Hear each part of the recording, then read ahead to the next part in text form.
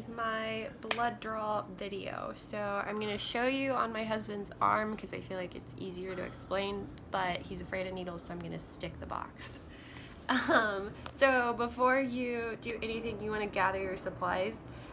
So you'll need a tourniquet, a hub, a needle. We're using a 21-inch needle, and then your tubings, and you'll need a gauze pad, alcohol swab, Coban, and some gloves.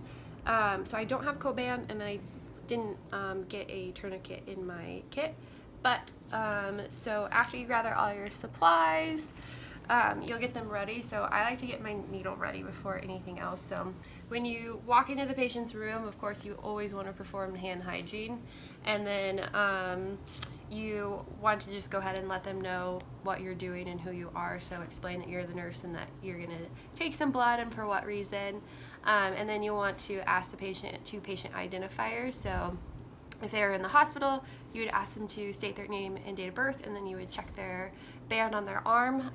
If they were just in, like, you were going to a LabCorp or something like that, you would check the requisition of the lab order and then ask them to state their name and date of birth.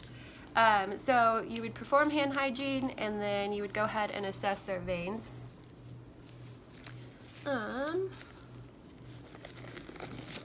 So I don't have a tourniquet, but if you were going to apply a tourniquet, you would apply it about right here, and you would make it just an easy tie so that you can pull it off, because you don't want to leave that tourniquet on for more than a minute. But my husband actually has pretty awesome veins here. So he has a vein here and a vein here that you can just palpate away. This is the facilic vein, and it's a pretty good vein to stick. So we're gonna go ahead and just pretend like we're gonna stick this one. So once you found your vein, you could go ahead and clean it. So you would clean his vein, and you would start in a circular motion from where you were going to stick and clean out. And then you would let that dry. You never blow on it because that creates bacteria on it.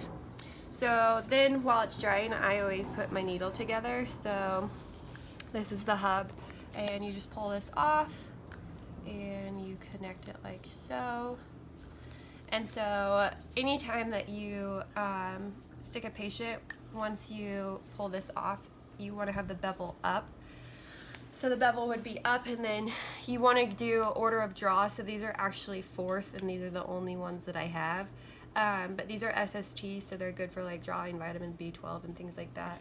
Super common tubes. So once you do clean the site, you would pop your tourniquet, or at least I do. And then you would anchor.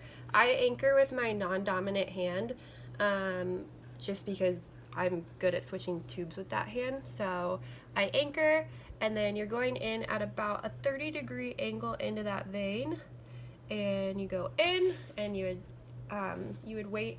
And the only way that you can tell with a straight needle if you got into the vein was when you pop this tube on.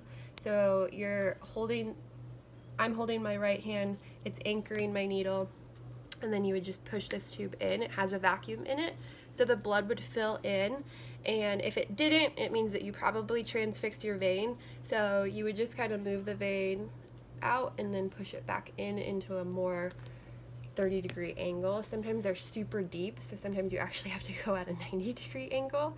But you would wait until this filled up. You would invert it 6 to 8 times, and then you would go ahead and pop the other one on. Again, order of draw, so I only have 2 of the same SST tubes. And then you would pull this off, you would invert it again, and then you would go ahead and pop this out. I popped that out really bad. So you would pop this out. The skin's really tough. You would safety it. You would put this in your sharps container.